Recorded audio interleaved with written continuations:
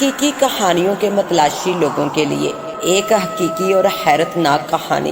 لیکن کہانی میں آگے بڑھنے سے پہلے آپ تمام دوستوں سے التماس ہے کہ ہمارے چینل ذرا سیاحت کو سبسکرائب کر دیجئے اور ساتھ گھنٹی کے بٹن کو دبا دیجئے تاکہ ہماری نیو آنے والی کہانی کا نوٹیفیکیشن آپ کو مل سکے۔ شکریہ۔ تو آئیے کہانی کا آغاز کرتے ہیں۔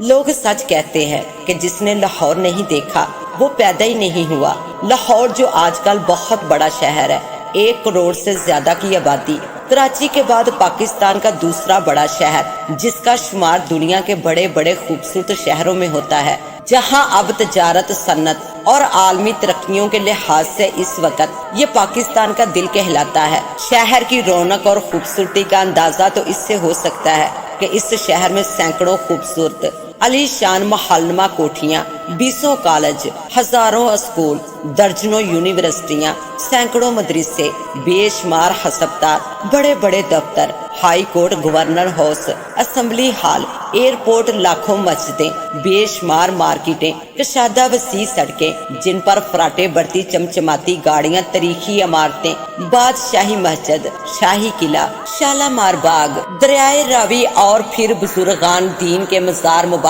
حضرت علی حجویری داتا، گنج بخش، حضرت عزیز الدین، پیر مکی شاہ، حضرت حیدر شاہ، پاک دامن بیبیاں، حضرت شاہ جمال اور بہت سے بے شمار بزرگان دین کے مزار مبارک کے علاوہ تجارت کے لحاظ سے ایک بہت بڑی منڈی، شہر کے شاندار اور پر رونق بازار، بڑی کثرت سے سرسبز باغات، کھیلوں کے میدان اپنی خوبصورتی اور شادابی کے لحاظ سے پاکستان کی جنت کہتے ہیں۔ جس نے لاہور نہیں دیکھا وہ پیدا ہی نہیں ہوا۔ شہر میں میوزیم اور بہت بڑا چڑیا گھر بھی موجود ہے۔ یہ میں کیا لاہور کا نقشہ کھینچنے بیٹھ گیا ہوں؟ ہاں، تو میں اس وقت کی بات کر رہا ہوں جبکہ ابھی پاکستان وجود میں نہیں آیا تھا، یعنی پاکستان کی سرزمین بھی ہندوستان کا ہی حصہ تھی۔ اس وقت لاہور بھی چھوٹا سا شہر تھا جو صرف 12 دروازوں، روشنائی گیٹ، کشمیری گیٹ، مستی گیٹ، ان 12 دروازوں کے علاوہ ایک بہت چھوٹا دروازہ موری گیٹ بھی ہے۔ لاہور ان دروازوں کے اندر ہی اندر سمٹا ہوا تھا۔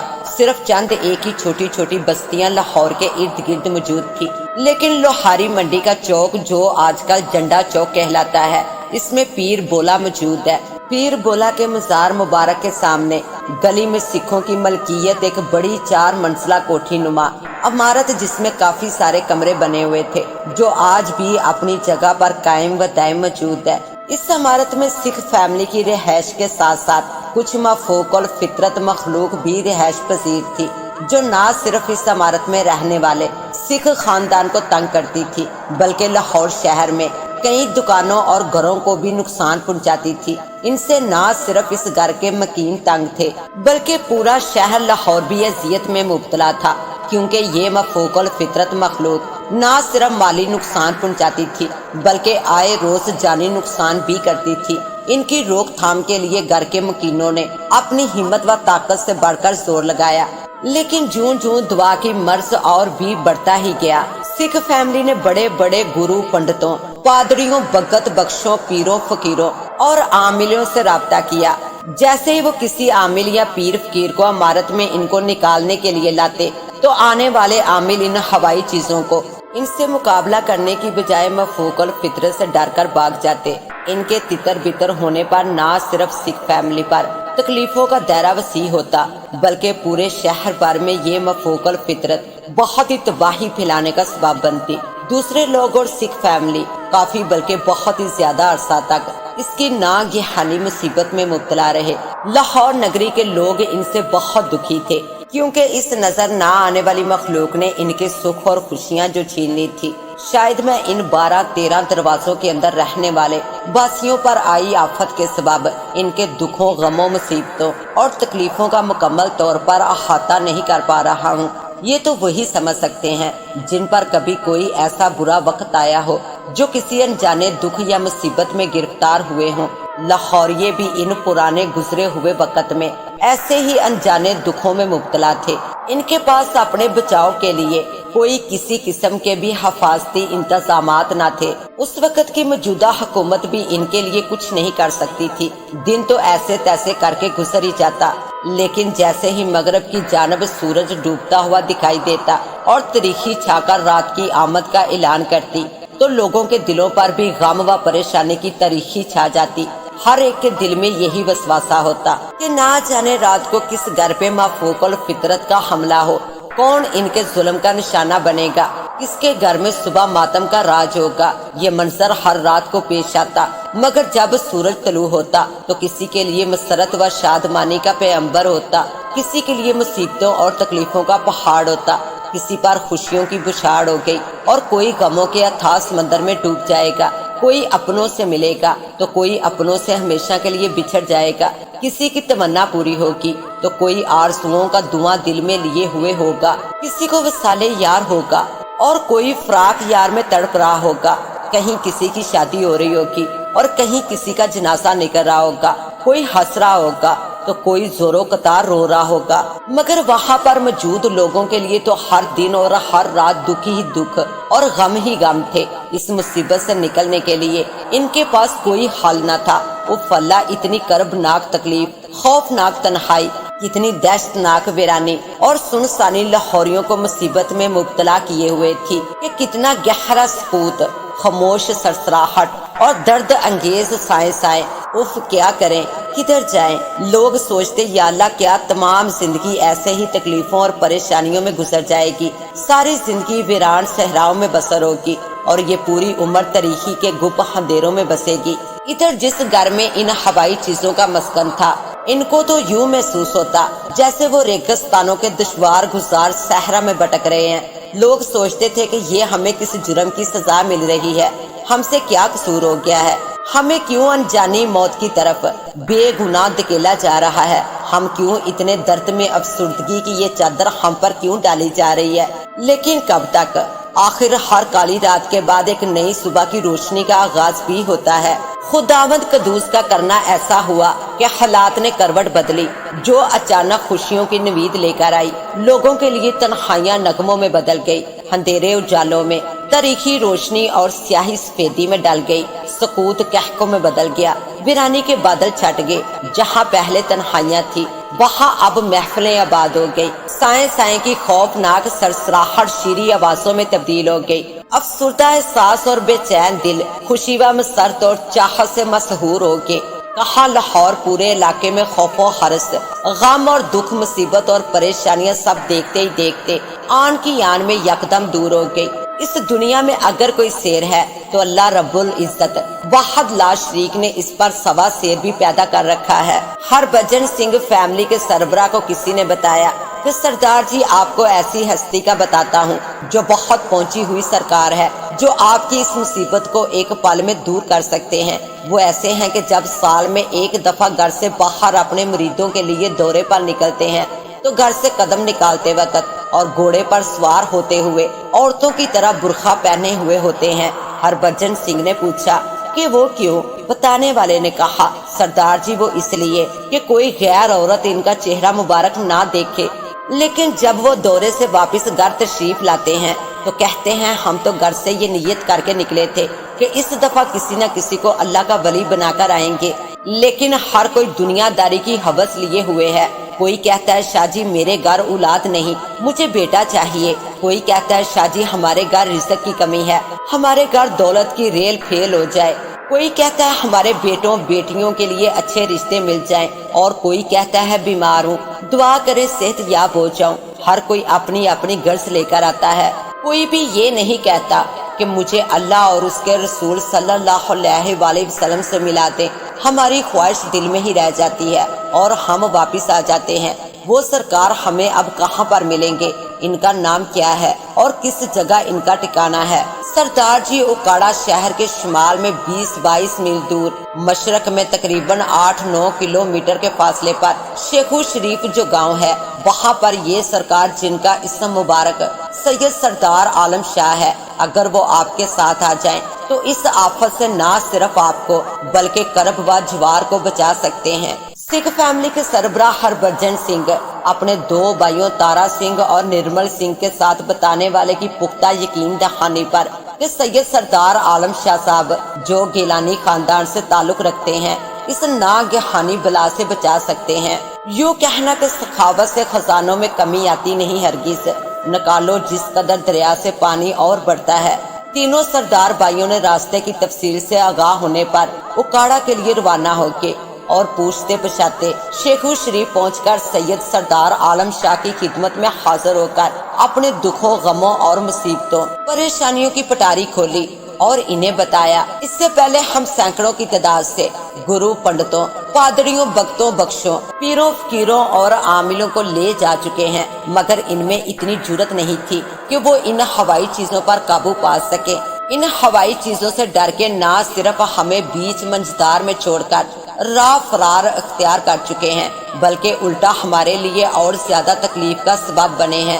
وہ اس لیے کہ جب عامل آ کر ان بلاؤں کو نکالنے کی کوشش کرتے تو وہ اور زیادہ چڑ جاتی، یعنی غصے میں آ کر ہمارا بہت نقصان کرتی۔ اب کسی نے آپ کا بتایا ہے تو آپ سے بہت امیدیں لے کر آئے ہیں۔ سرکار ان کی آپ بیتی سن کر سرداروں کے ساتھ چل پڑے۔ لاہور پہنچ کر انہوں نے ان ہوائی مخلوق کو حاضر کر لیا۔ پہلے تو پتہ ہی نہیں ہوتا تھا کہ یہ ہیں کیا۔ یہ 3 عدد چڑیلیں تھی، 2 تو سگی بہنیں تھی اور تیسری ان دونوں چڑیلوں نے اپنے پیچھے چھپائی ہوئی تھی۔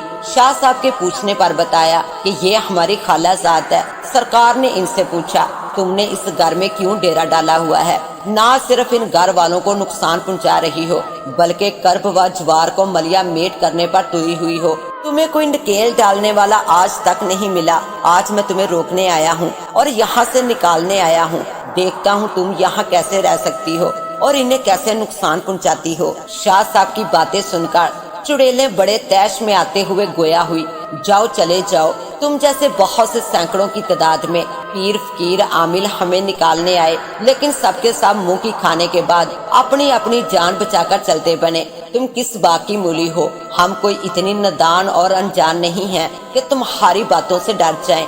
سرکار نے جواب میں فرمایا، تو تم بھی اپنے کان کھول کر، بلکہ دل کے کان کھول کر سن لو کہ میں بھی کوئی ایسا ویسا عامل یا پیر نہیں ہوں کہ تمہارے ڈرنے دمکانے سے ڈر جاؤں گا۔ میں تو تمہیں جلا کر بھسم کر دوں گا۔ تو شاہ جی تم بھی کان کھول کر سن لو، ہم بھی تمہاری گردن توڑ کر رکھ دیں گے اور پھر ان سکھوں کا بھی کریا کرم کر دیں گے۔ نہ یہ رہیں گے اور نہ پھر کوئی عامل پیر ہمیں یہاں سے نکالنے آئے گا۔ سرکار نے کہا، ٹھیک ہے، پھر ہو جائیں 2 ہاتھ۔ میں تم سب کو کہتا ہوں کہ یہ گھر چھوڑ دو، بلکہ پورے علاقے کو چھوڑ دو، کسی اور شہر چلی جاؤ۔ تو چڑیلیں بڑے تکبر سے بولی، یہ منہ اور مسور کی دال کہ ہمیں نہ صرف پورا علاقہ بلکہ ہمارا اپنا یہ مسکن چھوڑنے کو کہہ رہے ہو۔ خبردار یہاں سے چپ چاپ یعنی خاموشی سے چلے جاؤ، ورنہ کیا؟ ورنہ یہی سردار جو تم کو یہاں لے کر آیا ہے، وہی تمہاری گردن ٹوٹی لاش چھوڑنے تمہارے گھر جائے گا۔ لہٰذا اگر اپنی خیر چاہتے ہو تو جیسے آئے ہو ویسے ہی چلے جاؤ۔ سرکار نے کہا، اگر میں نے تم کو حاضر کر لیا ہے تو نہ صرف اپنا بچاؤ کرنا جانتا ہوں بلکہ تم کو ٹکانے لگاؤں گا۔ کسی غلط فہمی میں مت رہنا۔ شاہ جی تم کو پہلے بھی بتایا ہے کہ تم سے پہلے بھی بہت سے عامل، پیر، فقیر، پادری آئے جنہوں نے ہمیں تمہاری طرح حاضر بھی کیا، ہمیں یہاں سے یعنی اپنے مسکن سے نکالنے کی دھمکیاں دی، ہمیں جلا کر بھسم کرنے کے دعوے بھی کیے، مگر ان کے دعوے کھوکھلے دعوے ہی رہے، بلکہ ان سب کو اپنی جانوں کے لالے پڑ گئے۔ ڈر کر ایسے دوڑے کے پیچھے مڑ کر بھی نہ دیکھا۔ سرکار نے فرمایا، میں کوئی عامل و فقیر پادری نہیں ہوں کہ کھوکھلے دعوے کر کے چلتا بنوں۔ مسلمانوں کے دین اسلام میں 3 قول ہوتے ہیں، میں 3 قول پورے کروں گا، پھر اس کے بعد دیکھنا میرا کھیل جو میں تم سے کھیلوں گا۔ اب میں تمہیں کہہ رہا ہوں تو تم ٹس سے مس نہیں ہو رہی بلکہ اپنی ضد پر اڑی ہو، پھر تم مجھے کہو گی تو پھر میں نہیں مانوں گا۔ بہتر ہے کھیل شروع ہونے سے پہلے ہی 9 2 11 ہو جاؤ، پھر تمہیں موقع نہیں ملے گا۔ میں تمہیں حضرت سلیمان بن داؤد کا واسطہ دے کر کہتا ہوں کہ اب بھی وقت ہے، میری بات مان لو۔ وہ بڑی ڈٹائی سے بولی، یہ کیا سلمان پیغمبر کے واسطے دینے لگے ہو؟ ہم تو ہندو ہیں، کسی پیغمبر کو نہیں مانتی۔ اگر تم نہیں مانتی تو نہ مانو، ہم اب اپنا کھیل شروع کرتے ہیں۔ پہلا قول، تم یہاں سے چلی جاؤ، یہ جگہ چھوڑ دو۔ نہیں، ہرگز نہیں چھوڑیں گے۔ دوسرا قول، یہاں سے چلی جاؤ، یہ جگہ اور علاقہ چھوڑ دو، کبھی بھی نہیں جائیں گی۔ تیسرا قول، میں کہتا ہوں یہاں سے دفعہ دور ہو جاؤ، ہم بھی کہتی ہیں ہم نہیں، تم یہاں سے دفعہ دور ہو جاؤ۔ یہ سننا تھا کہ سرکار بہت غصے میں آ گئے، چہرہ غضبناک ہو گیا۔ سرکار کی ایسی حالت دیکھتے ہی चुड़ैलों ने भी फौरन अपना चेहरा बदल लिया, जो बहुत ही हैबतनाक और खौफनाक हो गया। यकदम इतने बड़े कद के कमरे की छत के साथ इनके सर लग के बड़े बड़े बदे दांत यूं लगता था जैसे अभी सबको कच्चा चबा जाएंगी। सरकार ना तो इनकी ये हालत देखकर खौफसदा हुए, बल्कि अपनी रूहानी ताकत से जो खुदावंद कदूस ने इन्हें अता की थी, इन तीनों के बालों को अपने दाएं हाथ से पकड़ लिया। तो चुड़ैलों ने अपने आप को सरकार से छुड़ाने की बहुत कोशिश की, बहुत चीखी चलाई, बहुत रोई, मगर मामला यकदम उल्टा हो गया। वही चुड़ैलें जो पहले बहुत अकड़ रही थी, अब मिन्नत पर उतर आई और बोली, हमें नहीं मालूम था कि आप वाकई इतनी पहुंची हुई सरकार हैं। हम तो यही समझ रही थी कि पहले वाले हजारों आमिल पीर फकीर हमें निकालने आए तो हमारे सामने रेत की दीवार साबित हुए। हम आपको आपके इसी पैगंबर हजरत सुलेमान का वास्ता देती हैं कि हमें छोड़ दो। हम ना सिर्फ अपना मस्कन ये इलाका बल्कि शहर ही छोड़कर चली जाती हैं। सरकार सैयद सरदार आलम शाह ने फरमाया, पहले मैं तुम्हारी मिन्नतें समाते कर रहा था तो तुम टस से मस नहीं हो रही थी। मैंने तो तुम्हें पहले कहा था कि तुमने मेरी मिन्नत करनी है। तुमने मुझे हजरत सुलेमान का वास्ता दिया है तो मैं इतना जालिम नहीं हूँ जितनी तुम जालिम हो। अल्लाह के नाम के तुफैल तुम पर इतना रहम कर रहा हूँ कि तुम्हें जलाकर खाक नहीं करूँगा। हालांकि तुम्हारे जुर्म जिनकी तफसील बहुत लंबी है, इनको देखते हुए जो तुमने अब तक इस घर के मकीनों पर और पूरे इलाके पर डाले तो तुम इस सजा की मुस्तहिक हो। लेकिन तुमने मुझे वास्ता ही ऐसा दिया है जिसे मैं ठुकरा नहीं सकता, लिहाजा तुम्हें उम्र कैद की सजा सुनाता हूँ। इसी जगह तुम्हारे ही मस्कन में इस सामने वाले कमरे को तुम्हारे लिए जिंदान बनाते हुए कैद करता हूँ। ये सुनकर वो तीनों फूट फूट कर जोरों कतार रोने लगी, चीख रही थी, चिल्ला रही थी, बार बार वास्ते दे रही थी। सरकार ने फरमाया, जब तुम इस घर के मकीनों पर और इलाके के बासियों पर जुल्म करती थी तो ये रोते थे और तुम बहुत खुशियां मनाती। अब तुम्हारी रोने की बारी है और इनके हंसने की और खुशियां मनाने की। इनके वास्ते मुसलसल जारी थे, लेकिन सरकार ने इनकी एक न सुनी तो वो रोते हुए बोली, हम जो दो बहनें हैं हमें कैद कर ले, मगर ये जो तीसरी हमारी खालाजाद है ये हमारी मेहमान है, प्लीज इसे छोड़ दें। सरकार ने इनकी बात सुनी अनसुनी करते हुए इसी कोठी के दूसरी मंजिल पर एक कमरे में कैद करके दरवाजे पर इसम असम पढ़कर कील दिया ताकि किसी भी सूरत बाहर ना निकल सके। दरवाजे पर बहुत बड़ा ताला लगा दिया। सिख फैमिली यहाँ पास ही बैठकर ये सब माजरा देख और सुन रहे थे। इन्होंने जब ये देखा कि सरकार ने इन्हें काबू करके कैद कर दिया है तो ये बहुत खुश हुए। ये खबर इर्द गिर्द के लोगों में पहुंची, बल्कि पूरे शहर में ऐसे फैली जैसे खुश्क जंगल में आग फैलती है। शहर के लोग जो पहले बहुत खौफजदा डरे डरे से रहते थे, आज इस अचानक तब्दीली पर खुशियां मनाने के साथ साथ मिठाइयां बांटी जा रही थी। सरकार ने एक राजगीर को बुलाकर इस कमरे में 1.5 मुरब्बा फुट का सुराख बनवाया और इस पर लकड़ी की एक खिड़की बनवाकर लगाई और घर के मकीनों को कहा कि मैंने ये खिड़की इसलिए बनवाई है कि तुम लोगों ने हर रोज शाम को दाल पकाकर साथ में 6 अदद रोटियां इस खिड़की को खोलकर इनको दे देना। सिख फैमिली के तमाम छोटे बड़े अफराद सरकार की करामत को देखकर बहुत ही खुश थे। इन सब घर वालों ने आपस में लैदगी में जाकर मशवरा किया और फिर सरकार के सामने हाथ बांधकर खड़े थे। जी फरमाइए, अब क्या बात है? तो हरभजन सिंह जो घर का सरबरा था, इसने कहा, सरकार एक अर्ज है, अगर कबूल हो कहो क्या कहना चाहते हो। कहने लगा, पहले हमें ये यकीन दहानी कराएं कि जहां हम पर इतनी बड़ी बल्कि बहुत बड़ी पहाड़ जैसी मुसीबत और आफत को दूर करके हम पर बहुत ही बड़ा एहसान किया है, वहां हमारी इस अर्ज को भी कबूल करने का वादा करें। ठीक है, अगर कबूल करने वाली होगी तो जरूर कबूल करूंगा। अगले दिन बताएंगे सरकार, अब आप आराम कर लें, रात काफी हो गई है। फिर आपने पूरा दिन इन चुड़ैलों से मगजमारी भी तो की है। अगली सुबह बहुत से लोग सरकार की ज़ियारत करने आ रहे थे, कुछ आ रहे कुछ जा रहे थे, यानी लोगों का आने जाने का तांता बंधा हुआ था। 1 बजे तक सरकार ने सिख फैमिली से कहा कि अब मुझे आप इजाजत दें और हाँ, जाने से पहले आप मुझे अपनी अर्ज बता दें जिसके कबूल करने के लिए मुझसे वादे लिए जा रहे थे। हरभजन सिंह ने आगे बढ़कर शाह साहब के सामने एक बड़ा बंद खाकी लिफाफा सामने रखते हुए कहने लगा, सरकार, हमारे गुरु और आपके अल्लाह ने हमें बहुत कुछ दे रखा है। इस लिफाफे में इस कोठी की मलकियत के कागजात हैं जो हमने आपके नाम कर दी है। یہ مکان آپ کو اپنی طرف سے تحفے کے طور پر دیتے ہیں، ہماری طرف سے یہ حقیر سا تحفہ قبول فرمائیے۔ نہیں، میں کوئی تحفہ لینے کے لیے ان کو نکالنے نہیں آیا۔ اگر آپ کچھ دینا چاہتے ہیں تو آپ میرے اللہ اور میرے نبی حضرت محمد مصطفیٰ صلی اللہ علیہ وآلہ وسلم پر ایمان لے آئیے۔ سرکار آپ کی اس بات پر ضرور سوچیں گے، آپس میں صلاح مشورہ کریں گے، پھر آپ کو اطلاع کریں گے۔ لیکن اب ہم اس مکان میں نہیں رہیں گے کیونکہ یہ مکان ہم آپ کے نام کروا چکے ہیں۔ سرکار، یہ نذرانہ تو بہت ہی کم ہے، ہمارا تو ان چڑیلوں نے بہت نقصان کیا، ہمیں بہت زیادہ پریشان کیا، ہم اب آئندہ بھی جناب کی خدمت کرتے رہیں گے۔ سرکار کو مجبوراً یہ کوٹھی نما مکان قبول کرنا پڑا اور پھر اس میں رہائش اختیار کرنا پڑی، وہ بھی سکھ فیملی کے بے حد اصرار پر۔ سرکار روزانہ شام کو دال اور روٹیاں اپنے ہاتھ سے ان چڑیلوں کو ڈالتے۔ میاں غلام محمد سرکار کے مرید تھے، سرکار نے انہیں خلافت سے نوازا ہوا تھا۔ ایک دن کہنے لگے، یا حضرت، میں ان چڑیلوں کو دیکھنا چاہتا ہوں۔ میاں صاحب، تم ان کو نہیں دیکھ سکو گے، مگر میاں صاحب کی ضد پر اور بہت اصرار کرنے پر کہا، چلو ٹھیک ہے، تم انہیں دیکھنا ہی چاہتے ہو تو آج شام کا کھانا میں نہیں تم ہی ان کو دینے جاؤ گے، اور ہاں، زیادہ دیر کھڑکی کے پاس کھڑے نہ رہنا، صرف ایک جھلک دے کر کھڑکی بند کر دینا۔ جی سرکار، ایسا ہی کروں گا۔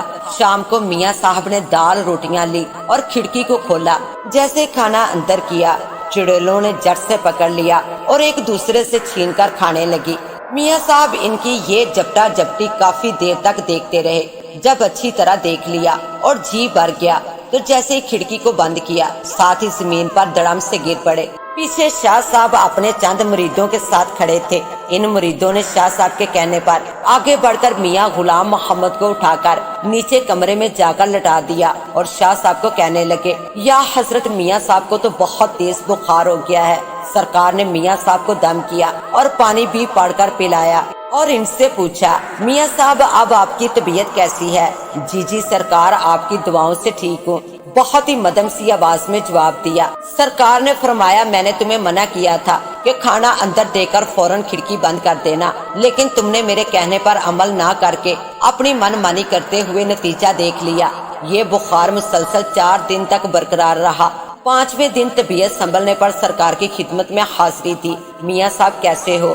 ٹھیک ہوں سرکار۔ شاہ صاحب نے مذاق میں کہا، میاں صاحب، جی سرکار، آپ نے آج پھر چڑیلوں کو کھانا دینے جانا ہے؟ نہ سرکار، میں نے آج یہ کام نہیں کرنا۔ کیوں نہیں کرنا؟ آپ نے ان چڑیلوں کو نہیں دیکھنا کیا؟ جی نہیں، یہ میرے بس کا کام نہیں، میری چھوڑیے میرے ماں باپ کی توبہ، جو میں اب ان کو دیکھنے کا نام بھی لوں۔ وقت تو ایسے گزرا تھا جیسے پر لگا کر اڑ رہا ہو، گھنٹے دن میں، دن ہفتوں میں، ہفتے مہینوں میں، اور مہینے سالوں میں تبدیل ہوتے گئے۔ پھر ایسا وقت بھی آیا کہ یوں کہنا پڑ گیا، اب اس راہ سے وہ شخص گزرتا بھی نہیں، اب کس امید پہ گلی میں جھانکے کوئی۔ سرکار کا آخری وقت آ گیا۔ یوں گمان ہوتا تھا جیسے ہواؤں نے اپنا رخ تبدیل کر لیا ہو، بہاریں طوفان کی زد میں آ گئی ہوں، انجم کی زوف شانی کم ہو گئی ہے، پھول بھی خزاں کی لپیٹ میں آ گئے ہوں، کلیوں نے بھی مسکرانا چھوڑ دیا ہو، کیونکہ سرکار اس فانی دنیا سے کوچ کر گئے۔ ان کا مزار مبارک شیخو شریف میں موجود ہے۔